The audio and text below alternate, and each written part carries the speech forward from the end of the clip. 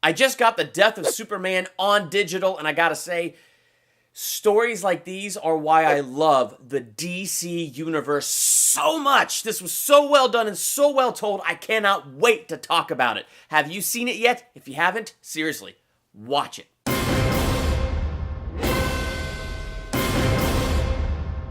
Welcome to Durbania. I'm Durbin, and this is my spoiler talk for The Death of Superman. I feel really funny saying spoiler talk because the title is The Death of Superman. Spoiler! Superman dies at the end. But I've been a really big fan of this kind of animated franchise that they have. Justice League War, Justice League Throne of Atlantis, Justice League vs. the Teen Titans, Justice League Dark, and now we have The Death of Superman. And this was just...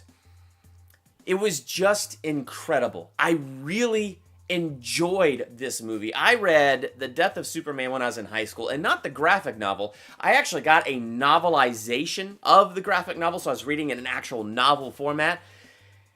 And it was just so good. I remember being a teenager in high school and reading it, and I was just blown away by what I was reading. I was thinking back to Batman vs. Superman. Now, so much of the time I talk about how that movie felt rushed to me, and this movie reminded me as to why it felt rushed to me, because what makes the Death of Superman story so powerful, and this is me personally, so maybe this is not you, but for me personally, what makes the Death of Superman story so powerful is in that graphic novel, in the novelization that I read, and in this film, when you get to the death of Superman, Superman is loved by the world.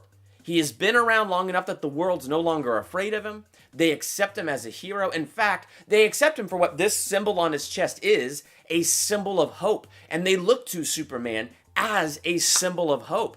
And you know what? It was hokey at the beginning of this movie because they really wanted to play that up. The world loves Superman. I mean, you even had Hank Henshaw up there on a spaceship kind of just orbiting the Earth or doing some repairs. And he's like, yeah, Superman, he's flown up here a couple times. He saved me a few times. You can always depend on Superman. It was a little cheesy.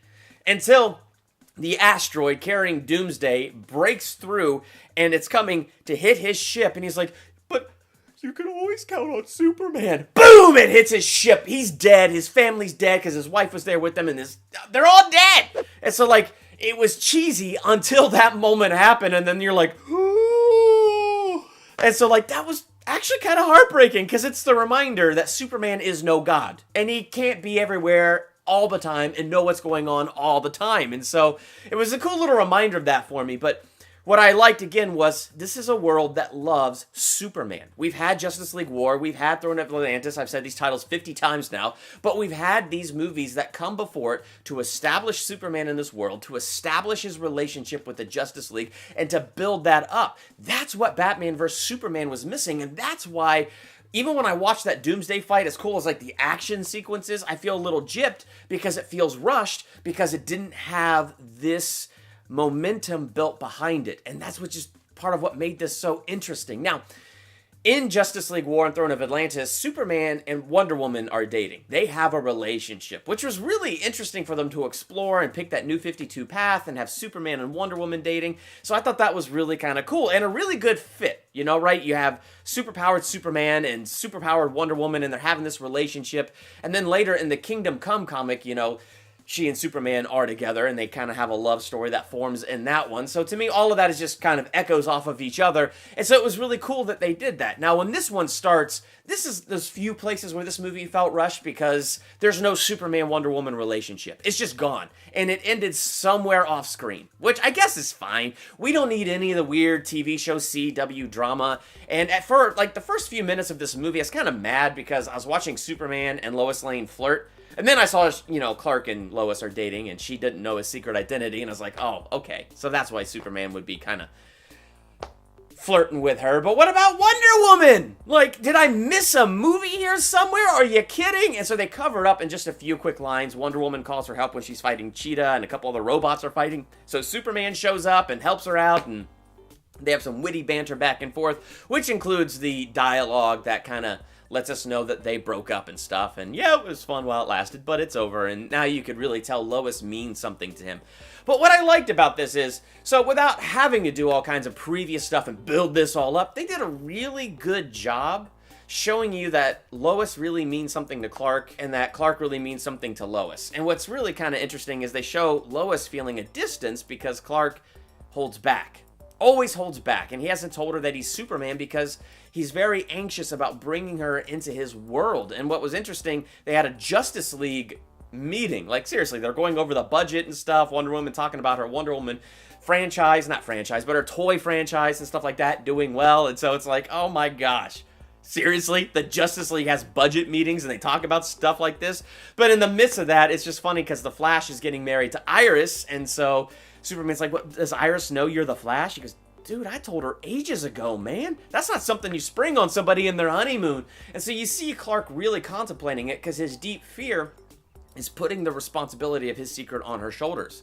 Putting the responsibility of her coming into his world, which is so full of danger. Because his parents taught him all this secrecy and all this stuff. But he holds on to that secrecy because keeping his identity secret protects his family from the decisions that he makes to step out and be this hero. And against supervillains and anybody else who'd be like, well, I can't physically hurt this guy, so I'll go for his family. So you kind of see him weighing this out. And so that kind of deepens that relationship. So when he takes her out to lunch, I was actually very happy she didn't find out because Doomsday showed up and he used his powers. I like that he told her at lunch and then was about to say, I love you, and then the call came in that Doomsday's running around, so he wrote a note, I love you, and took off. And so he goes, yeah, one more secret. She unfolds the one more secret paper, and it says, I love you. So, I don't know, it was just a cool little heartfelt scene to show how much Lois means to Clark and vice versa, and how hard it was for Clark to open up to Lois. And so I thought they did a good job with that relationship and building that up and giving that weight so that when we dive into all the stuff that's about to happen, there's like a huge purpose to it all, and you feel the emotion of it. So they did a really good job with that.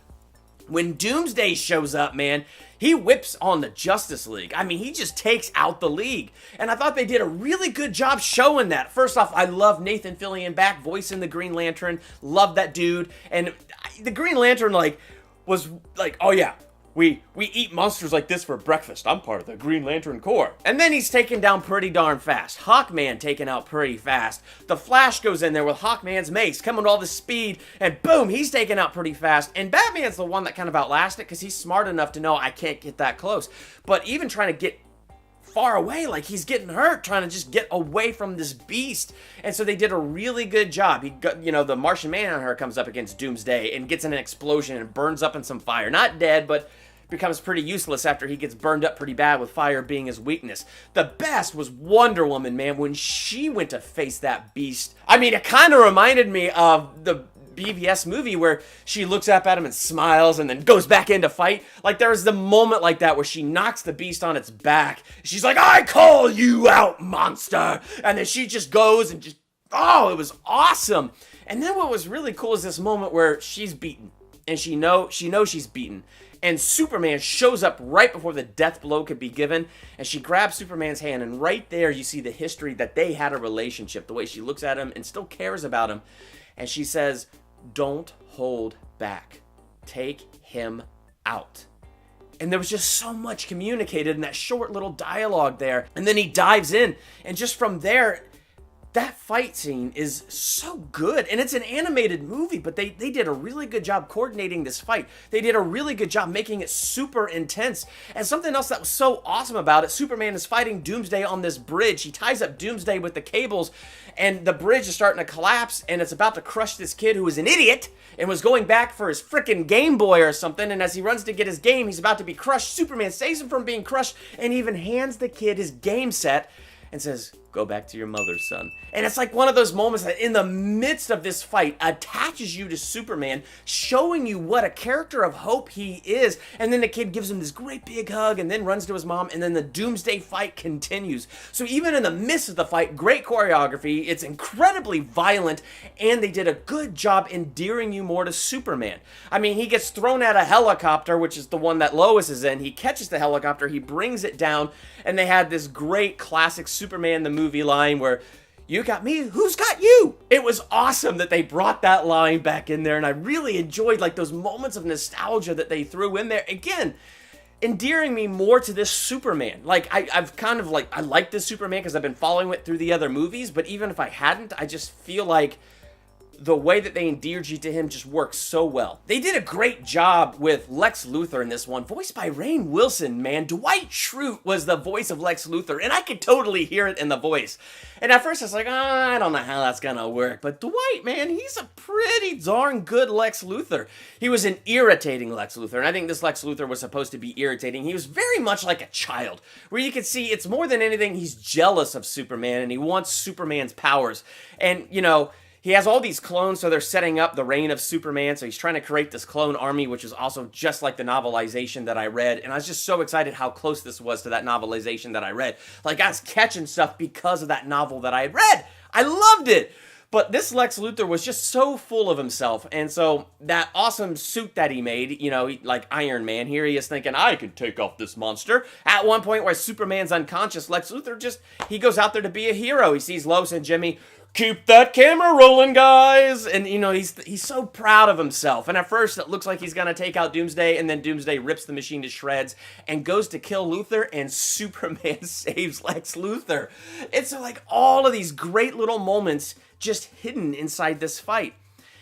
And what I loved about the novelization, and I think this is the part that made me really love the novelization, it was the death blow, where Superman and Doomsday die together.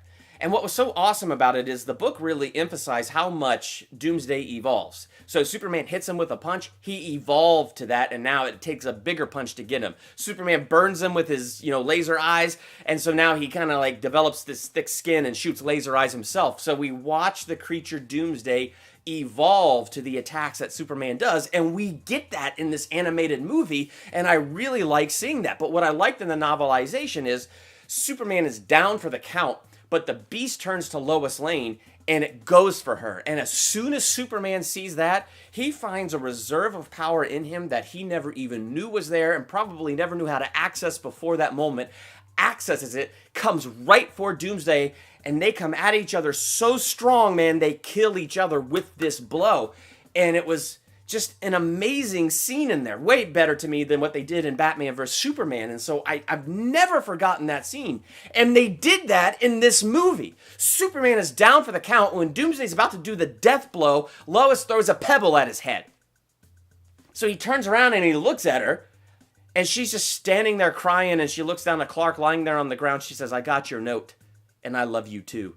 And so she just throws the pebbles at him so that the Beast will walk away from him and just go take her out, which would give Clark just enough time to gather what strength. But as soon as Clark sees the Beast going towards Lois and she says, I love you too, in this movie, he finds that last reserve of strength.